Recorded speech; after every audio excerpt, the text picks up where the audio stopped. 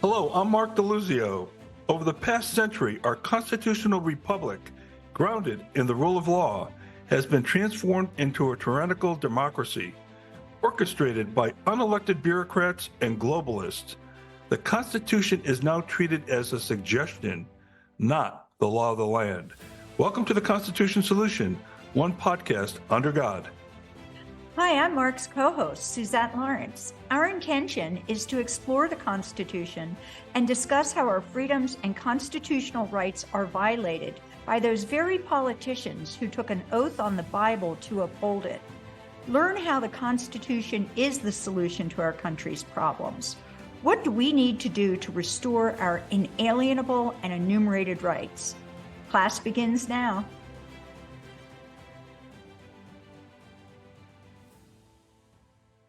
Welcome to episode 30 of the Constitution Solution, one podcast under God. Today, we're very fortunate to have a candidate for Maricopa, that's Arizona for those of you in Rio Linda, Maricopa County Sheriff, running for Sheriff, Jerry Sheridan.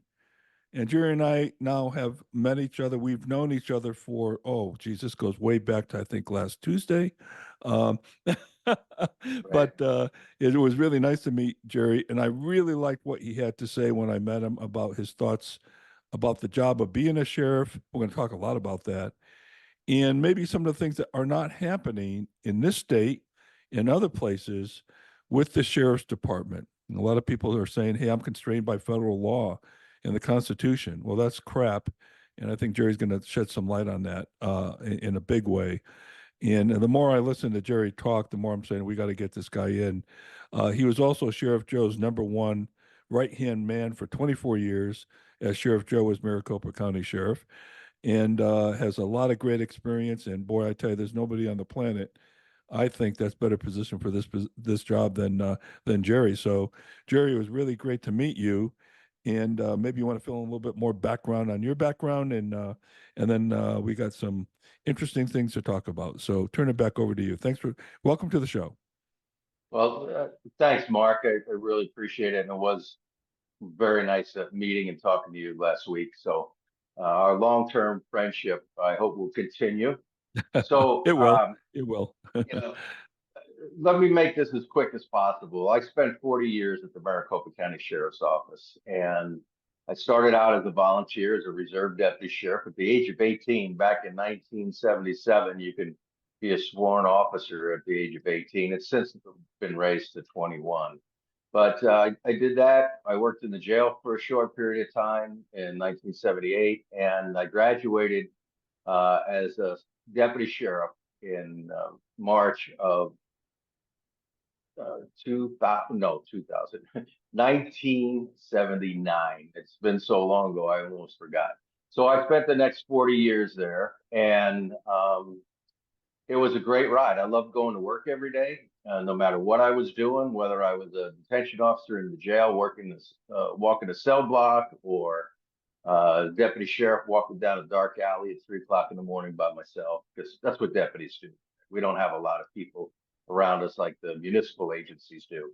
So we have to rely on ourselves and our one beat partner or something like that. So notable of that period, I spent 33 of those 40 years in a leadership position with either stripes on my sleeve, a corporal and a sergeant, or a lieutenant or captain bars on my collar, or 2 or 3 stars on my collar. And it was a great job. And Joe Arpaio came in the last 24 years that I worked there. And he put the Maricopa County Sheriff's Office on the map. I'd worked for 3 sheriffs prior to that. And what I mean by put it on the map is a lot of times people, you would help them. And I'd be like in the city of Phoenix, and I'd stop and help somebody, give them a ride home if their car's broken down or something. And they would always, I'd always, at the end of that, this is before Arpaio, I would say, hey, don't forget that the sheriff's office gave you a hand when you needed it. And they'd look at you like, Oh, you're the sheriff? I thought you were Phoenix PD. Well, no, the word sheriff on the side of the car and deputy sheriff on my sleeve, and I wear a brown and tan uniform and all that. People just weren't cognizant of what was the sheriff, what was the police. So when Joe Arpaio came along, he fixed that by making sure that people knew what his deputies and his detention officers were doing out there. And so that was something that I really loved about what he did for us as an organization. And he promoted me to captain in August of the year that he took over. A few years later, he promoted me to the chief over the patrol bureau. So I had the entire county. And just for your listeners that aren't familiar with Maricopa County, it's 9,224 square miles, and it's got 4.6 million people. It is a big county. It's threatening Harris County in Texas, which is in Houston, to be the third largest county, because right now Harris is third largest, but we're approaching them pretty quickly in population and all the other things that are going on, and crimes. And so, By the way, Jerry, I looked it up the other day, and I think I knew this before, but I had to verify it. Maricopa County, population wise, is bigger than, I believe, 23 or 24 states in our nation. That's how big it is. Okay. yeah. It's a real big deal to be the sheriff of a county, this large with all the stuff that's going on.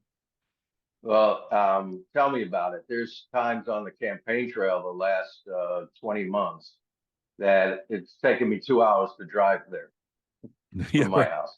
Yeah. So it's a big county. I've probably put 15 to 20,000 miles on my truck just during the campaign season. And so I did that for a while. I ran the patrol for the entire county. And then Sheriff Joe came to me one day and said, Jerry, I want you to run the jails for me. And I'm like, I'm thinking to myself, of course, you always tell the boss yes. But I was thinking to myself, the jails, oh my God, what a big job, because the jails are 75% of the sheriff's office. And the job he was handing me was something that really, to be honest with you, intimidated me, because the taxpayers just enacted, this was in 1998, a $1 billion sales tax to build new jails and to redo the system. So he basically put me in charge of it. And he looked at me and he goes, "Oh, you're not too happy about this, are you?" I said, "Well, I don't know, Sheriff. To be honest with you, I'm a little scared." And he says, "That's okay. I like the way you do things." And so I oversaw the design and construction of the Fourth Avenue Jail and the Lower Buckeye Jail. And just one of those jails is bigger than probably 98% of the county jail systems total across the country. And there's 3,300 sheriffs. And so to give your listeners an idea, when we built the new food factory, we built a freezer the size of a football field. Wow. We were serving, at that time, we were serving about 30,000 meals a day. It's Wow. a big operation, and there's constitutional issues because 80% of the inmate population are unsentenced, which means in our criminal justice system, they're innocent. And so they have certain constitutional rights. It's not like a state prison where they're all convicted felons and some of their rights are set aside. So we had to deal, with all those issues. I had to hire thousands of officers and all this. And little did I know that someday that I was going to run for sheriff, because we thought Sheriff Joe was going to be the sheriff forever. And that was our mindset. So I never really thought about sheriff back in those days. And I did that for 12 years. And one day in 2010, sheriff came to me and he says, Jerry, he said, I need a new chief deputy and I want you to be it. And so I spent the last 6 years as his chief deputy, and the chief deputy runs the entire organization. And again, little did I know that I was going to run for sheriff someday. So it set me up so I can run that jail system like nobody else. And I know the ins and outs of running the sheriff's office, and from a political perspective, from a administrative perspective, and a practical, because I spent time in the jail as an officer. I spent 17 years in a patrol car. So I know this job. I could go there tomorrow. If I was Round up. elected today, I could Round go up. there tomorrow and begin to make changes. And the problem is there's a lot of changes that need to be made. And the reason is because the last 7.5 years under a George Soros funded sheriff who beat Joe Arpaio, Soros donated $2.3 million to get Arpaio out of office and in 2016. And he became the sheriff and he quit a year early in January of this year. So I'm not running against him.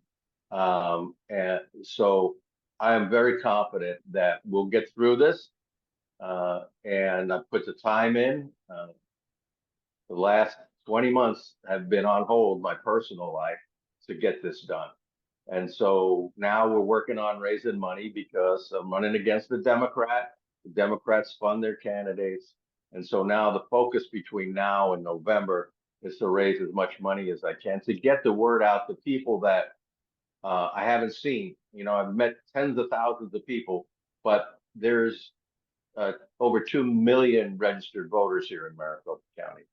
And that's why this job is also so important, because I can do something if there's election fraud, I can have it investigated, and those kinds of things that the current administration refused to do.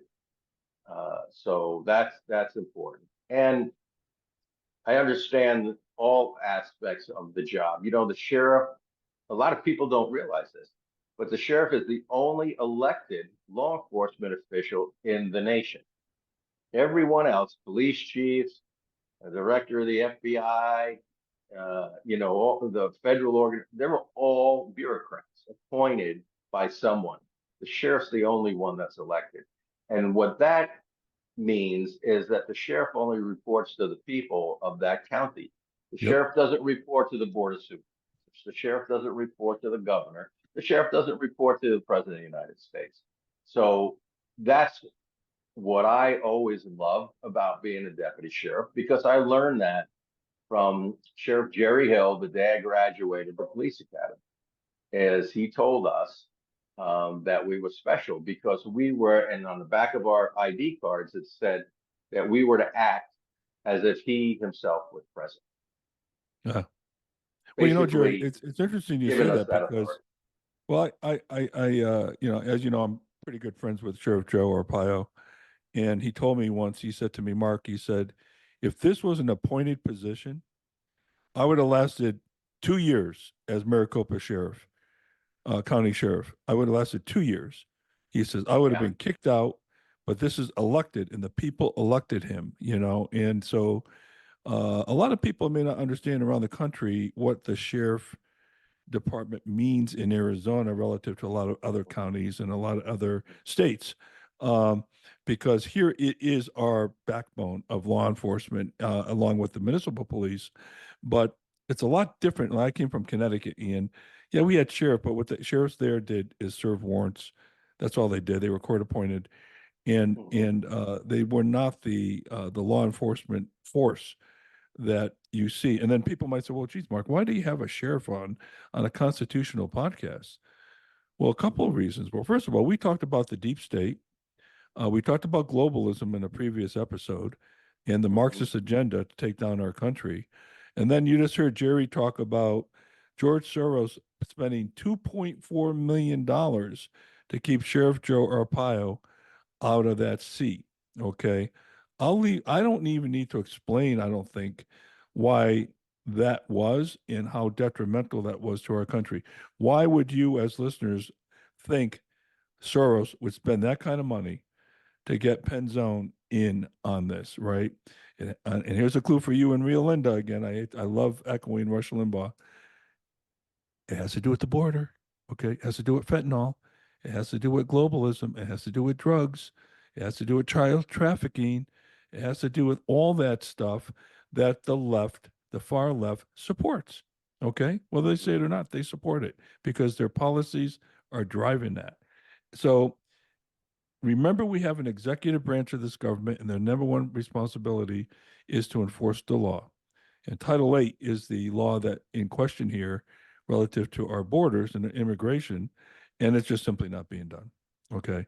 And a lot of sheriffs, Jerry, I've heard tell me, and I won't name names, but in Arizona, Our hands are tied. We can't do anything about the border.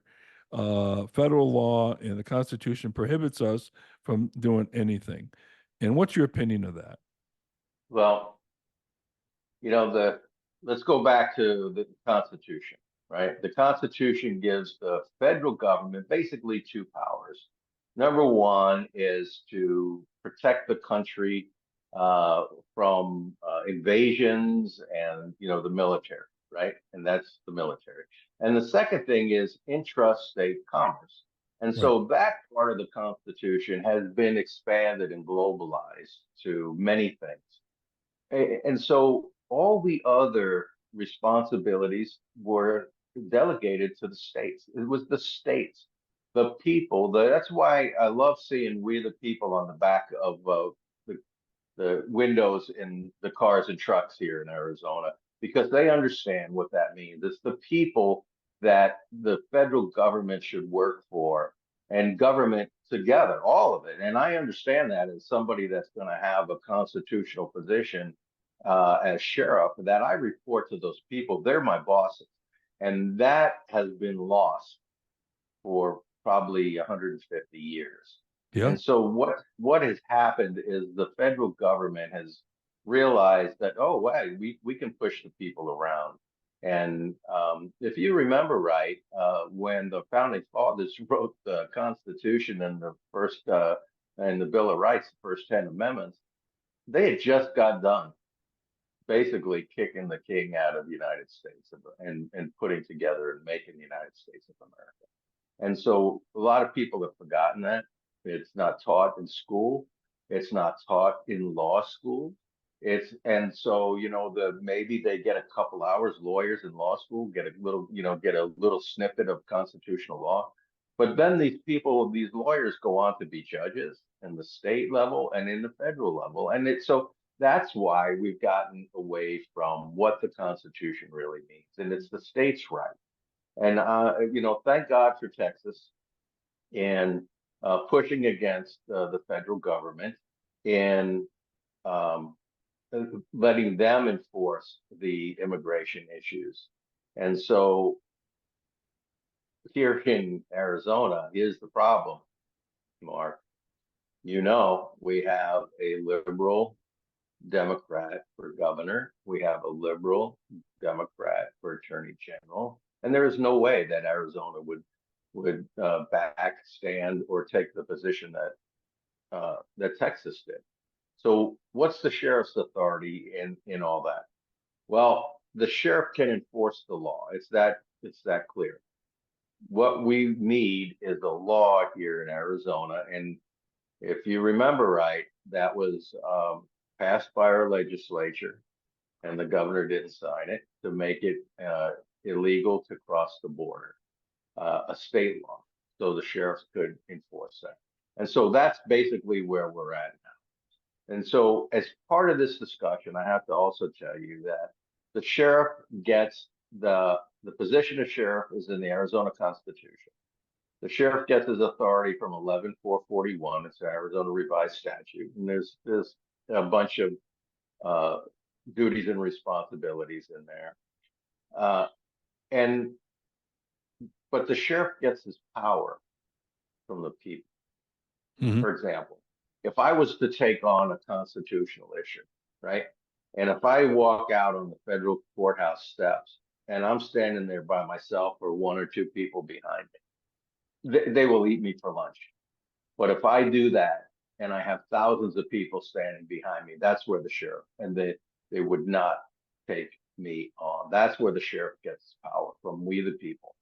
And I hope I don't have to take on the federal government, but I'm also prepared because there's a lot of things going on. I am hoping and praying that President Trump gets reelected. That's the way I call it.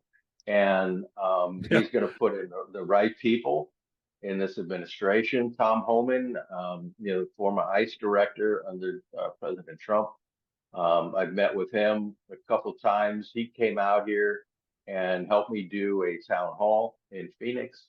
He And is he's awesome, by also the way. He is awesome. Oh, he yeah. he I love he I endorsed love the my way he campaign. makes mincemeat out of these woke liberal. keep calling them liberal. They're progressives. These Congress Marxists. people. They're Well, Marxists. progressive sounds really neat. You're above the fray. You're Mhm. advanced. You have a vision of things that you little people don't have. You know what a progressive means? It means you're a worshiper of Woodrow Wilson, who is the father of the progressives, which means you have a disdain for our Constitution. That's what a progressive, they don't believe in the Constitution. That's what a progressive means. I love the names they come up with this thing, but and let's go back to the 10th Amendment. You mentioned the Bill of Rights. Anything not delegated by the people to the federal government is left to the people, to the states, or to the people. Okay, because when the states don't do their job, then the people take over. So how does that tie into this whole business about posses? Oh, posses. You mentioned the posses. Yeah. There's a lot of things that need to be done, and before I answer that question, I got to set the stage for people, and that is the sheriff's office is supposed to have a little over 4,000 employees.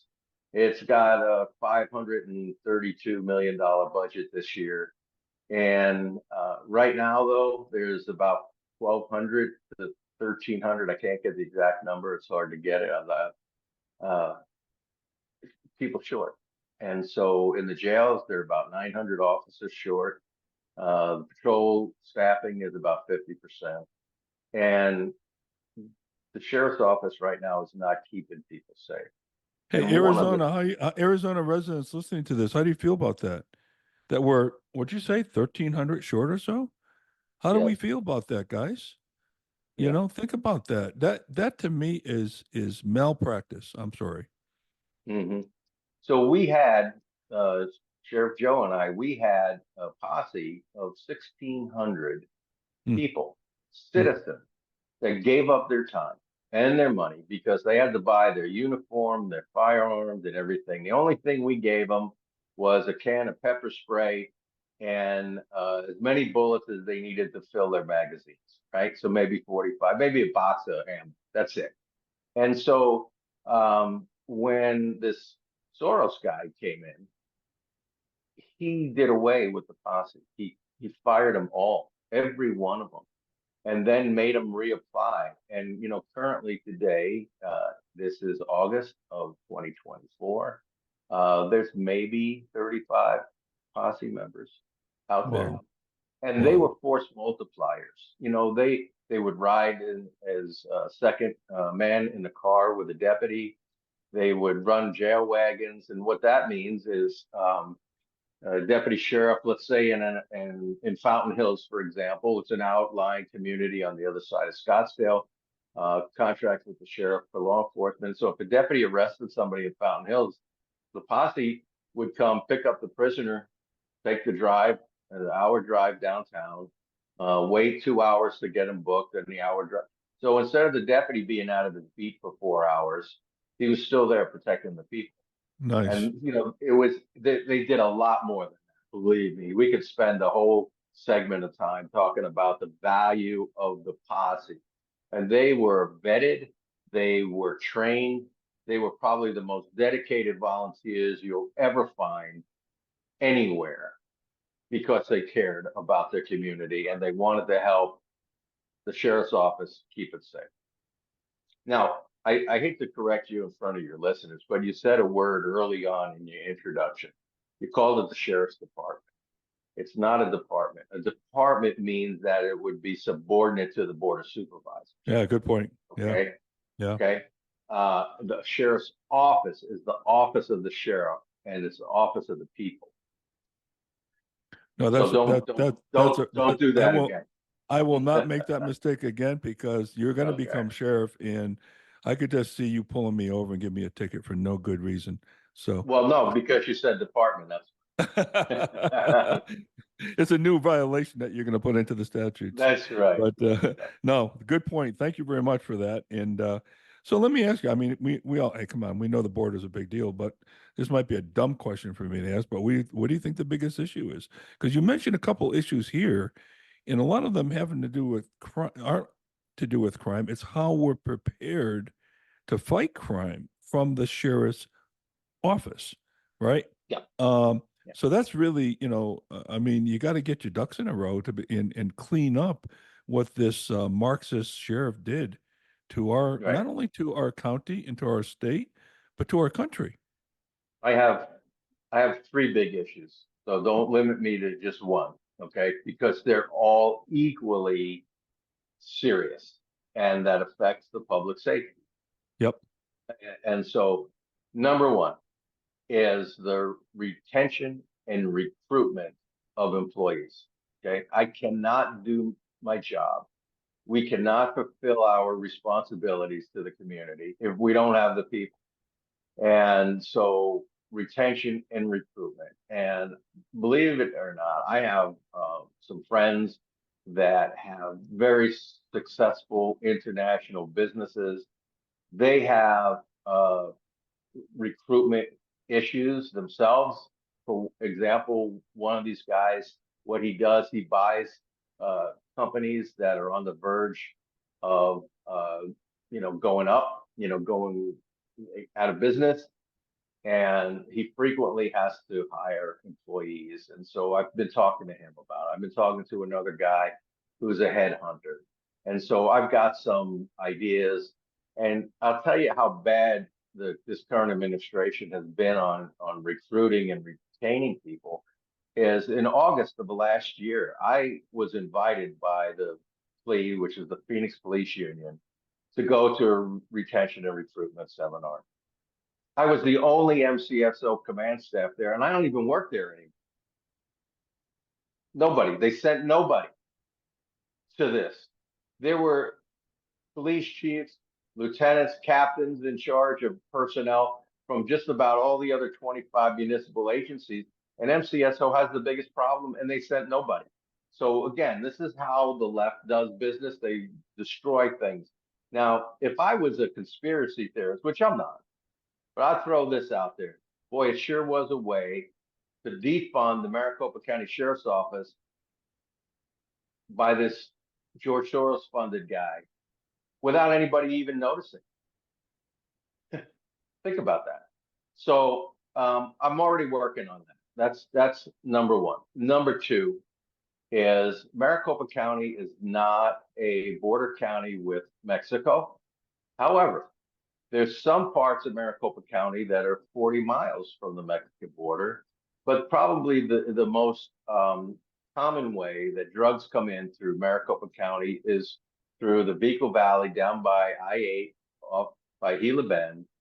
And when I became the chief deputy in 2010, I put deputies, detectives out in the desert on the hilltops with spotting scopes, fighting the drug cartels and the drug smugglers and the human sex trafficking and all that stuff out in the desert. We had chase vehicles down below. We had a helicopter. Matter of fact, we were so successful, the Border Patrol came and started to help us and do all that. And within a week of this George Soros guy coming in, he disbanded them. And I just recently found out from two of the detectives that were on that detail that they had cases. There was 3 cases that they were ready to file drug charges, drug smuggling charges on 3 big cartel members, but they needed another week or 2 weeks worth of work before they could get submitted. Penzone didn't let them finish those cases, and they were never reassigned to another detective. They never got prosecuted. Wow. So that's the kind of sheriff we've been dealing with here in this county for the last 7 years. So we absolutely need to go in there and have somebody that really cares about the public safety, because when you talk about drugs, 6 people a day die in Maricopa County of drug overdoses. 4 of those are related to fentanyl. Now, recent stories in the paper and people in the media, now that Penzone quit, they're starting to bring out some of these problems that he had in his organization. And they've had over 300 deaths in the jail system since I left. 300 people dying in custody. There's a problem. You know who Bernie Carrick is? He was the Rudy Giuliani's police commissioner. Great guy, I met guy. with him. I met great guy. I met with him in January. Before he was the police commissioner, he ran Rikers Island. Right? And so when I told him they were averaging 40 to 49 deaths a year in this jail system, he about fell out of his chair. He said, Jerry, he said, when I ran Rikers Island, if we had 10 deaths in a year, the federal government was all over us. So think about that for a second. People didn't seem to care, but it's the sheriff's job to keep people safe. And that includes the people under his care, custody, and control. And I know how to do that because when I was in charge, we averaged about 7 deaths a year. I thought that was 7 too many, to be honest with you. But we had a very low suicide rate, one of the lowest in the country. And we very rarely had an overdose death. I can't even think of one, but I'm not going to say we didn't because I don't know. But it was minimal. And in the 18 years I oversaw those jail systems, we maybe had 2 or 3 homicides. This administration had 5 homicides in a 6-week period back in October 22. Wow. And again, nobody's been paying attention. The media, nothing. Is it because he's, on their side of the team? I don't really care anymore. That's ancient history. What I need to do is get in there and start fixing these things. And, that was the third thing, is the jail, because of the drugs coming into the jail. And it's the sheriff's job to keep everybody in this county safe, including those inmates. Well, you talked about the Constitution. What does a constitutional sheriff mean to you? It's very simple. The sheriff is there to protect the rights, the freedoms, and liberties that our founding fathers gave us. Period. The civil rights of all people in Maricopa County. And see, that's the thing. I know Democrats fear that word constitutional, right? But the Constitution protects everyone. And especially in law enforcement, politics should not enter into what you do. The party, the color, the sex, the gamut, the race, all of that. Law enforcement should enforce the law and the rule of law. And the rule of law, to me, also means that you apply the law equally to everyone. Simple. Again, the rule of law scares the left. Constitution scares the left. And my comment is, no. The sheriff is there to protect people's civil rights and liberties. And a best example is when in 2020 we had mask mandates, we had rules coming down from the governor or the county on closing restaurants, parks, churches. Remember that? Oh, yeah. And the sheriff then, again, the George Soros funded guy, he set up a hotline to snitch on your fellow citizen if they go to church or if they have their restaurant open. But a constitutional sheriff would say, no, governor, no, board of supervisors. You don't have the authority to take those civil liberties away from people and mandate a mask. God bless you. And all the other things that go along with it. Yes. So there's a great example that I like to use also. There's if you remember a few months back, the governor in New Mexico wanted to declare the city of Albuquerque a health risk zone because of the gun violence. And she mandated that you could not carry a firearm within the city of Albuquerque. Well, the sheriff there in Bernalillo County stood up and said, no, governor, that is unconstitutional. You cannot do that. That's what I believe is the duty, the responsibility of every sheriff to protect those constitutional rights of the people. And on the Second Amendment, and this might be where politics comes in, Democrats don't like the Second Amendment. I love the Second Amendment. That's why we moved to Arizona when I was 18 from New York City. My dad retired as a lieutenant with New York City PD. And I asked him, I said, why are we moving to Arizona, Dad? And he said, well, because they have great gun laws out there. And so here we I like it. are. And, I like your you father. know, though, oh, you'd love him. He's 93. He lives here. Oh, cool. If he could see or hear, I'd put him on camera with us, but he can't see or hear very well. He was in the Marine Corps back during the Korean War, Oh boy. and so they didn't wear hearing aids back then. So hearing Yeah. protection. So he wears hearing aids now if he puts them in. And if you live with an older person, you'll know exactly what I'm talking about. So all of this is going on, and it's the sheriff's responsibility. It, there's no doubt about it, and politics should not weigh in. Well, Jerry, I'm so glad you said that. I'm so glad you brought that up because so many people have this notion that an executive order is law. Okay. And you're right. The governor does not have the right to tell you can only have 10 people in your restaurant or at a funeral and a church. And, you know, eh, people just accept it because I think, and this is the reason we're doing this podcast, uh, that people are so ill-informed about their rights. And it's so refreshing to hear somebody running for office who understands because I have to argue that even most politicians do not understand half of what you just said about our constitutional rights. And these I are the will guys answer that, that. oh my God, yeah, I yeah. will answer that. Most sheriffs don't. Most all police officers don't.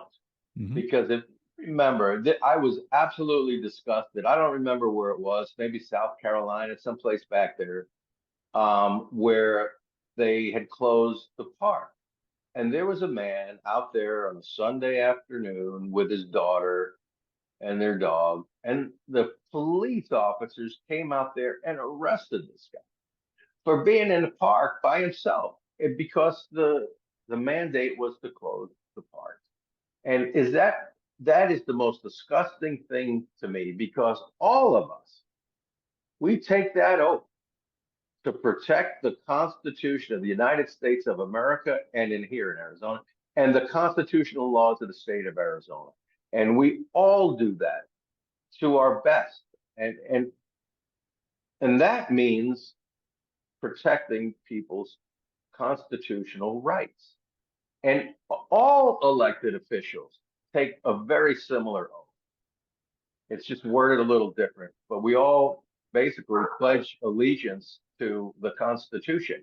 And for police officers to do that, because they work, most of them in the municipalities these days are run by Democrats, the cities, even here in Red, Arizona, they uh, are run by Democrats. And the city manager hires the police chief. And the police chief most likely is a Democrat. And here in Phoenix, we've got a problem. The Department of Justice came after Phoenix Police Department, and they've been under investigation about a year and a half. And so basically, they forced out the former police chief, and she'd grown up in Phoenix PD and came up through the ranks and eventually became the police chief. And they pushed her out, and they brought in a guy, a police chief from Baltimore, who has dealt with the Department of Justice before and acquiesced to all of them. So I'm very scared for the Phoenix Police Department and the citizens of Phoenix, which is in my county, by the way, or our county, let me put it that way, which is in our county, because they are going to do what they do, and that is take over through using a monitor, take over the Phoenix Police Department, the federal government. And that is disgusting to me. But I can see that train is coming down the tracks in a full head of steam. And I don't think there's any way to divert it at this point, unless, Mark, we get a new president in January and he replaces all these Marxists in the federal government that are tearing this country apart and have been for what, the last 7 years. We're So losing we it. need We're losing it from within. the last 4 years. Yeah, we need to get this fixed. Yeah, we're losing it from within. And I argue that we probably have been losing it ever since Woody Wilson took over in 1913. And if you follow the Mhm. track of the foundation, and we have a couple episodes on this, that he laid the foundation for all the Marxists to follow. He was a stooge.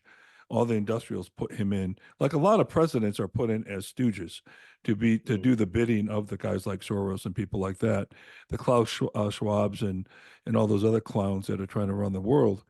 And you start looking at all of the transgressions that have happened. You just can't keep track of them, and people are so distracted. They're missing the point that there's an overarching Marxist agenda trying to take down our country. And I'm glad to hear Well, President Trump start using the M word, and I'm glad to yeah. hear you use it. Oh, yeah. I don't use the word democracy. I use the word republic. Republic. That's And we have but a I've we have an also whole episode on that. Yeah, exactly. Yeah. Oh, so yeah. I also read Saul Alinsky's book, Rules for Radicals, about Yep. 4 months ago. Yep. And if you think that you and I are nuts and these right wing, no.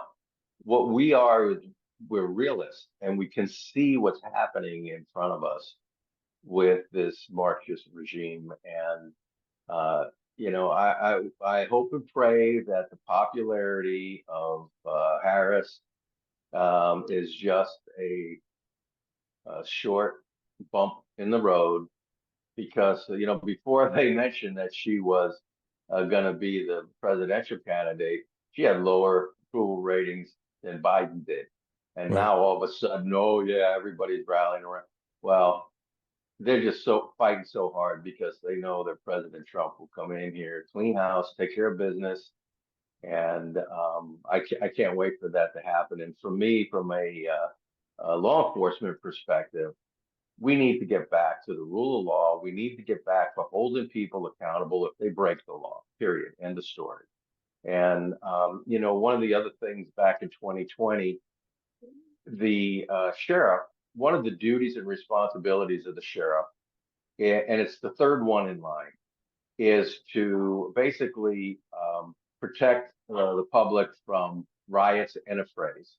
And if you remember back in 2020, here in Phoenix alone, and that's what I'm most familiar with, is they hit Fashion Square in Scottsdale, caused millions of dollars worth of damage, and they did the same thing in downtown Phoenix.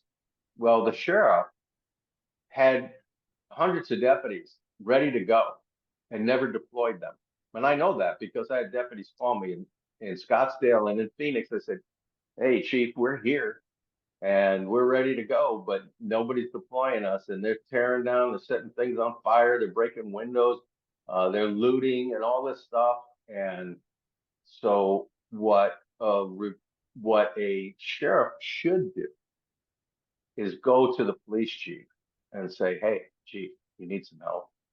You want some help with this?" "No, we're not going to do anything. We're going to stand down." And then the sheriff should say, "You know what, chief?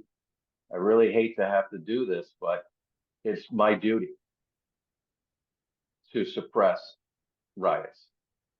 And if you don't do something in 10 minutes, I will." And so I was even prepared.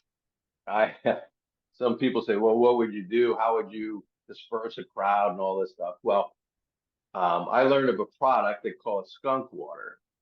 They use it very effectively in Israel.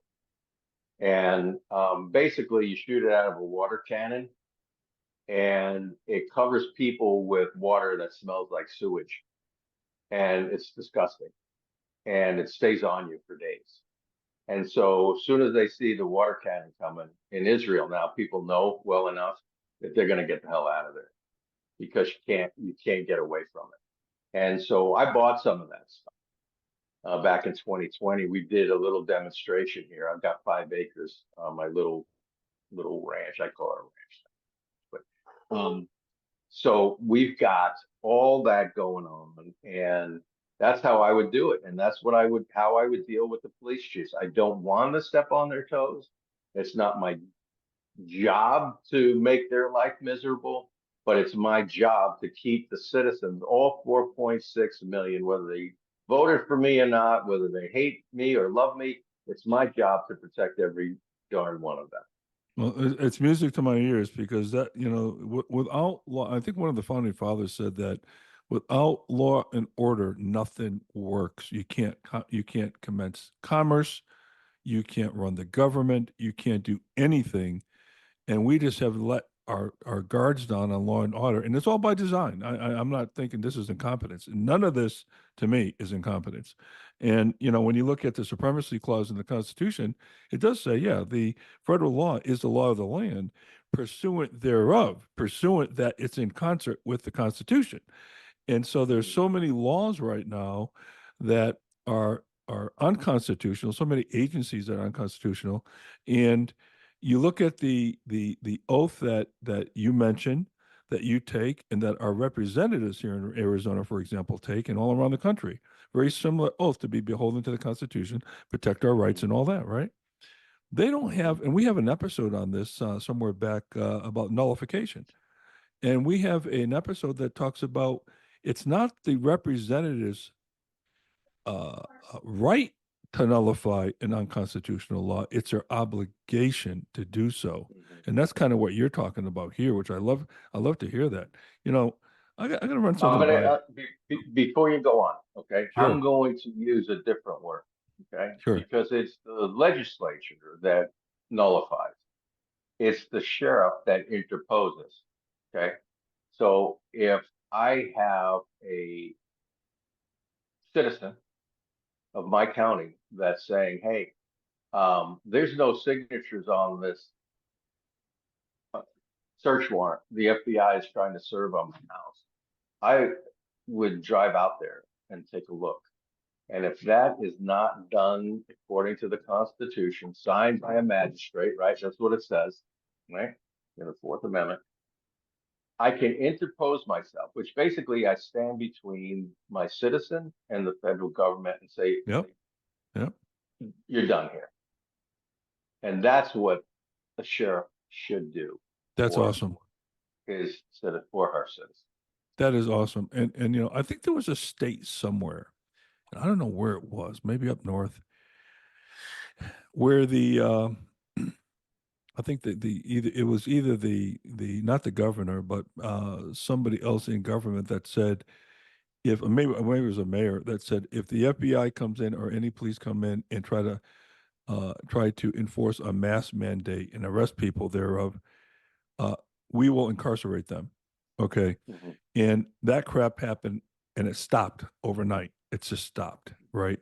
Which Right. is what you And got to do, right. And the sheriff can do that as long right? as he's got the power from the people that will Yeah. support them when they do Yeah. that. Because you can imagine the federal government is not going to take No, that no, sitting down, right? no, no. But if you have the power of the people behind you, that's where great things can be done. You don't have any brothers, do you? I mean, that can do this too, right? I mean, we need you in there, man, because our My rights are brother, being every I do day. have, I do have a brother, and he's a surgeon. I don't think he'd want want to be the sheriff. You know, the funny thing about being a sheriff, it pays peanuts compared to the city of police chiefs.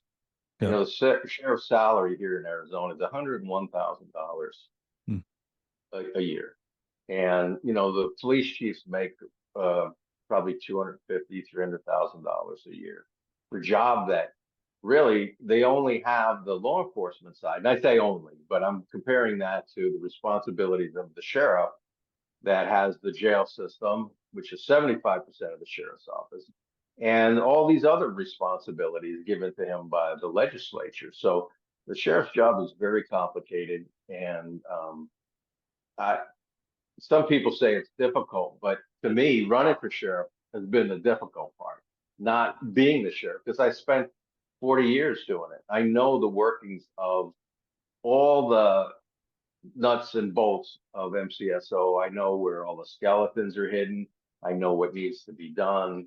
And I can't wait to get there. Um, November can't come soon enough for me. And I was going to say, yeah, yeah, yeah. I don't like to wish one day of my life away because that's one thing I learned, in a patrol car. Um, don't waste a minute because you never know when your number's up. Whether it was a car accident victim or a murder victim or, somebody that just died suddenly of a heart attack. Every one of those people, they had no idea today was the day. And so I walked away from that lesson as a young man, realizing that I'm going to make the most of every day of my life. I'm not going to be depressed about it. And it's probably a good thing we don't know when our number's up. But we're going to take care of business. I hope to be the sheriff here and start working on these things we talked about. Another issue is a big thing with people, and this is across the spectrum, the political spectrum, is animal cruelty. Because it's not only is it, those animals rely on us like an infant, right? For the care and their well-being, but also if you're abusing your animals, you're abusing your family too. And in a lot of cases, and statistics have shown.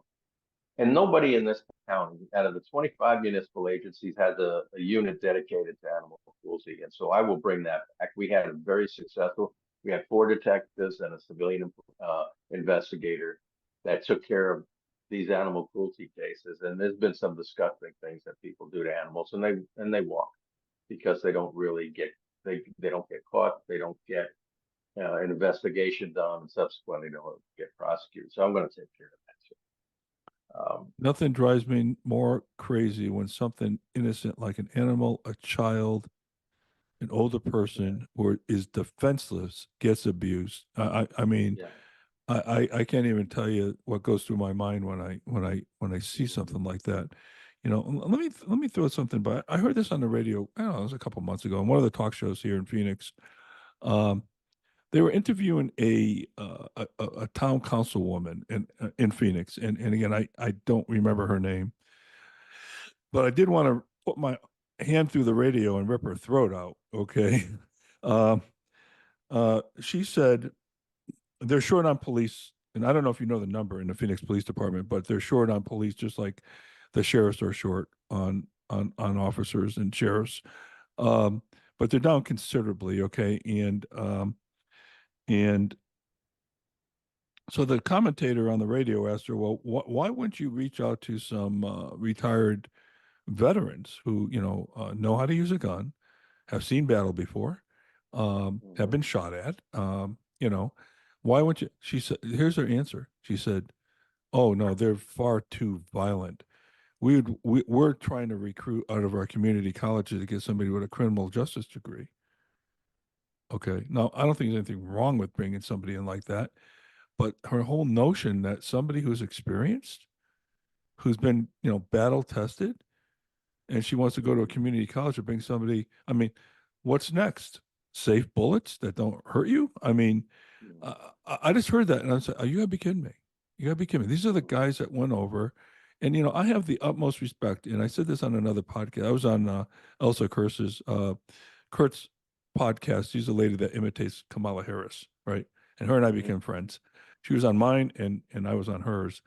And I said, my definition of a hero, it used to be Carl Yastrzemski. I used to, live in Connecticut and Mm-hmm. idolized Carl Yastrzemski. I mean, if I have his sign bad up on my wall right now, but he's not a hero. The people that Mm-hmm. are heroes to me are the people like you and your deputies and your sheriffs and the military and fire and police that don't know when they leave the home in the morning, you don't know if they're coming home that night. That to Mm-hmm. me is my litmus test. That's my definition. Okay. I know everybody has different definitions. My definition, if you don't know if that person is going to be back that night or whenever, okay, because they've got a job that is putting their ass on the line for so little pay, as you mentioned, okay, that not everybody's cut out to do that. But to me, the people that sacrifice themselves for the safety and well-being of others, to me, is my definition of a hero. Yes, I agree. I agree. You know, one of the most dangerous activities that a law enforcement officer, and I'm gonna, just so you know, I'm gonna call my deputies peace officers because that's really what we are. Um, so the most dangerous thing that they'll do, and one of the most frequent things they'll do, is pull somebody over to write Yeah, a ticket. yeah, And because they know who you are walking up, and you certainly don't know who they are, and all that. And just right down here, by where I live, quarter of a mile. I remember, and it was in August. It was hot. There was a highway patrolman I knew for 20 years that he pulled a car over, pulled him over right here by my house. My dad was home at the time. He actually heard the gunshot. He got shot and killed walking up to a car. Little did he know that guy had just murdered two people and was trying to get back to California. And seeing him laying there in his uniform, I mean, it was something that every time I pass by that monument we've got here, every time I go into town, I see that and I think about it. So yeah, it is. And those are the people. I'm not. Well, you know, the last 20 years of my career, I sat behind a desk, other than you know going out and seeing the deputies in the jails. But it's those people that are out there that are doing it every day. And um, the don't forget when you mention police officers, deputy sheriffs, firefighters, EMS people, please include the people that work in the jails and prisons ah, really good because point. they are one of the most important parts of the criminal justice system because they're the end game. That's where people go um, to be kept away from society. So it's a very important role that they play. They always get the least amount of respect and the least amount of pay, to be honest with you, compared to others in the criminal justice Yeah, system. And I that's a think really good point. I heard That's a good point. Yeah, you know, Jerry, I'll have to send you a couple poems I wrote about law enforcement and about heroes. But I wrote one recently. We had in Connecticut a state police trooper, young guy with a family and everything, beautiful wife, who was killed on a traffic stop. Okay, and I wrote this poem for his wife, and a friend of mine who was really good friends with him, the guy that got killed, state police trooper Pelletier. And this just happened a couple months ago. But one, I want to read one of the verses of the poem. I'll send you the whole thing, but this one verse. What do I do with it? Um, oh, a, disre- a disrespect to all who lay risk to their lives. Every call a perilous scene. I loathe the press when they get it wrong. Traffic stops are never routine, mm-hmm. So true. So right? true. And Yep. when I hear press say, "Oh, Yep. it was a routine traffic stop," yeah, well, you go freaking do it. See how routine it is. You Yeah. know, I mean, and Yeah. by the way, when I do get pulled over for speeding, sometimes I just got pulled over in Iowa. I was going a little fast, but uh, when the two sheriffs came to my door, to my car, I didn't have any keys. It was like, you know, one of those keyless cars. Normally, I put the keys up on the thing, but I put my Mm-hmm. hands up on the wheel, my two hands on the steering wheel, and so they saw my two Right. hands, Right. right? And Right. and then they came from the other side and looked in, and you know, very cautious. The other guy standing behind them, and you know, and then they saw I wasn't a threat and all that stuff. Then I dropped Sheriff Joe's name, but but they gave me a So warning. he But wrote you two tickets. exactly, exactly. No, but you know, I do respect everything you do, and it's funny because not funny, but when my grandson turned 10 years old, he was at we went. I took him to the hockey game down in Phoenix to see the Coyotes play, and that particular night they had all the Star Wars characters out in the lobby, and he said, "Hey, Poppy, can we go get our pictures taken with Star Wars characters?" I says, "Yes, we can." I said, "But first, we got two guys we got to go get our pictures taken with first." And there were two police officers standing there, right? So I Mhm. went over to them. Hey, you guys mind if we take a picture with my grandson? I'm trying to teach them to respect law enforcement and all that, that type of stuff, military and all that. And they were like shocked. First of all, it was like, holy cow, that this doesn't happen to us, right? So we Mhm. took the picture, and then I said to these two guys, I said, hey guys, I really appreciate it. I said, but I got to tell you something. The Star Wars characters are better looking than you two slugs. And they just started laughing. They had a blast. We had a lot of fun. Mhm. We had a lot of fun. But I am trying to teach our kids, my grandkids, which I taught my sons as well, about how important law enforcement is and the people that risk their ass for us, and to respect them and to understand their whole position in terms of what they go through, the scrutiny, the potential lawsuits, Yeah. the danger that's obviously, well, maybe not obvious to all. And I don't know, when I see that the police, and then look, I know in every group there's bad apples. I got that, right? And it doesn't Yep. matter what. Okay, I got that. But you don't paint the whole freaking thing with one stroke of the brush. I mean, I mean, the people that are doing this, thank God put people on the earth to do this kind of stuff for us. Right. Boy, Right. nobody, most people won't stand up and do that. Do your job. I'm sorry, they won't. No. No.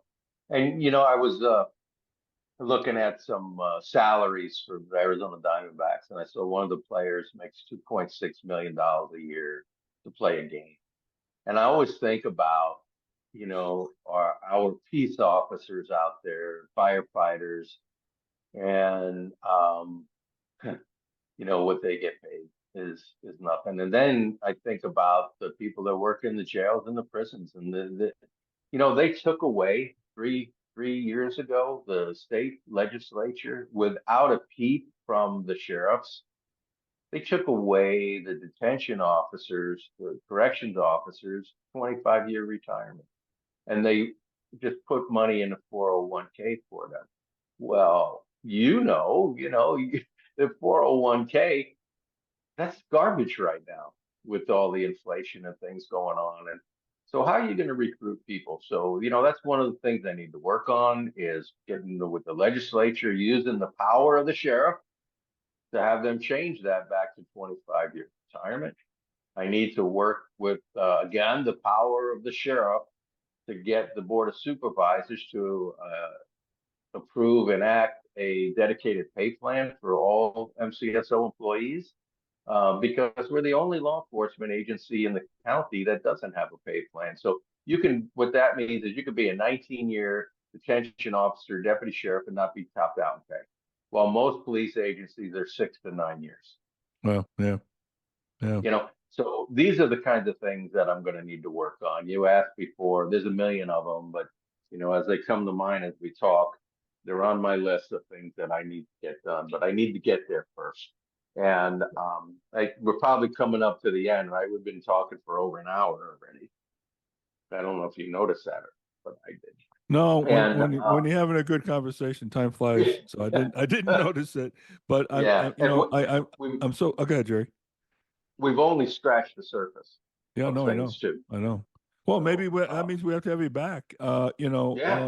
I really think it's a lot to talk about, and hopefully someday you're going to write a book or two. But of all the things that you've seen over the years, I got to believe there is stories upon stories.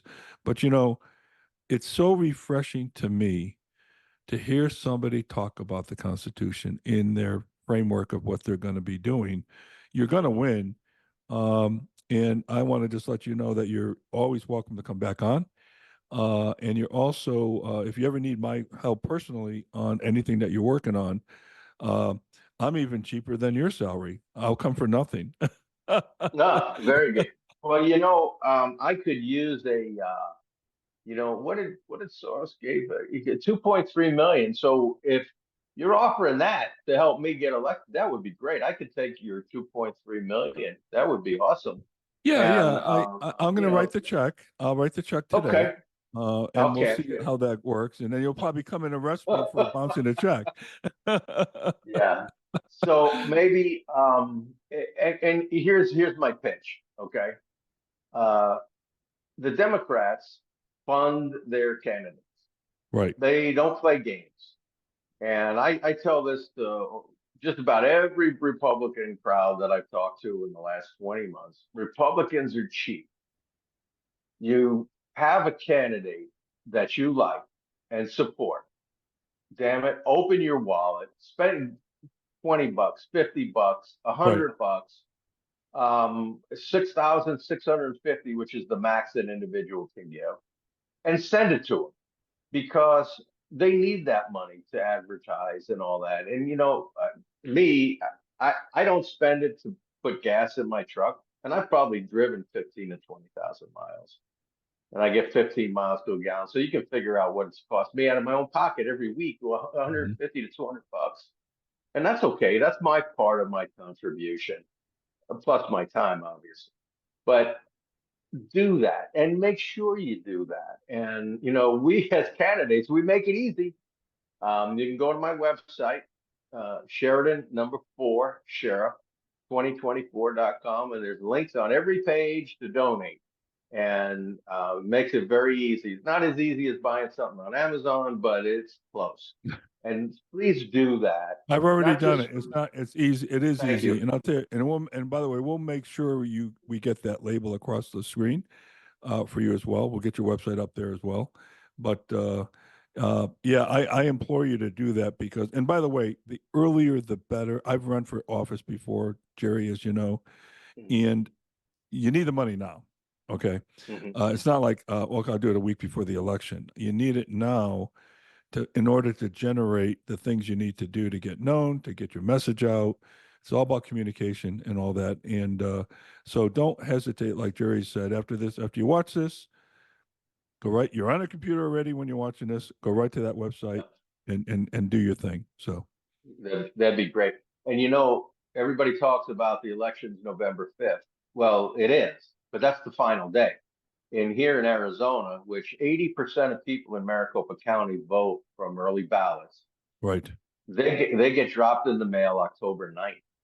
right. Well, it's September. It's August what? 13th today. That's 6 weeks away. So you're right. Time is of the essence. Please, if you think about it, do it, and not just for me, but do it for all the candidates that you like. From the President Trump on down, and your city councils, your board of supervisors, the Right, local level, the school boards. right. The school boards, the ones that are teaching our kids. We got to get these people that are teaching them DEI and all this crazy stuff. And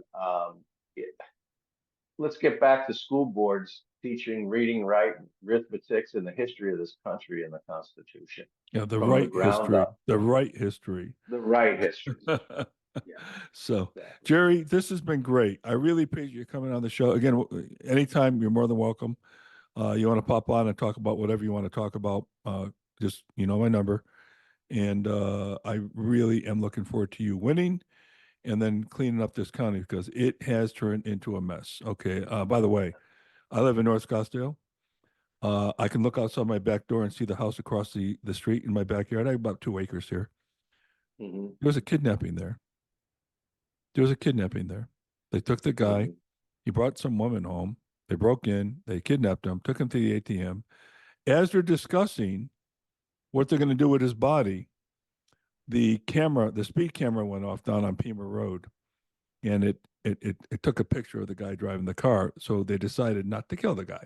Okay. Um, Mm-hmm. so that happened right here in this very nice. I have a Major League Baseball player that lives the street over in my complex, plays for San Mm-hmm. Francisco, and we live in a very nice area. So crime is impervious to you're not protected no matter where you are. You think you're in a gated community, you don't think they can get Mm-hmm. in, you don't think that you think you're protected. No, no, it doesn't matter where you are, it's here. And that was a wake-up call that right behind me we have a kidnapping. Okay. Yeah. and Yeah. and then all kinds of robberies too, by the way, as you know, from a South American gang that they had going on up Mm-hmm. here. So we had all kinds of robberies around here. I put up cameras around my house. I've got 6 cameras, 2 inside, 6 outside. spotlights that go on. My idea is to keep people away from my house. I don't want them to come in, because if they come in, they will go out horizontally. They will not go out vertically. So I don't want that to happen. And so the whole idea is when they see my house, they don't want my house. They want to go somewhere else. So Right. that's my idea anyway. But Jerry, thanks a lot. We'll catch up with you again. And this has been more than a pleasure to get to know you. And our relationship going forward will be a long-time relationship, and I look forward to that. That's great. Thank you, Mark, so much, and everybody for listening. And get out there and make sure you vote, because you've got to vote. If you don't like somebody on the ticket or at the top of the ticket, whatever, hold your nose and vote down the Republicans, because we cannot have the Marxist Democrats. They're not the Democrats of my grandfather. My grandfather was a Democrat, No, but they're not that party anymore. No. And we need to vote Republican, and let's turn this country around, one vote at a time. Thanks, Mark. God bless you, my friend. You too. Thanks for listening to the Constitution Solution, one podcast under God, where we hold that strict adherence to the Constitution is the solution to most of our country's problems. You can find other episodes on our website at 1787solution.com, YouTube, Apple Podcasts, Spotify, and most other platforms. We're your hosts, Mark DeLuzio and Suzette Lawrence. Until next time, may God bless you, and may God bless America.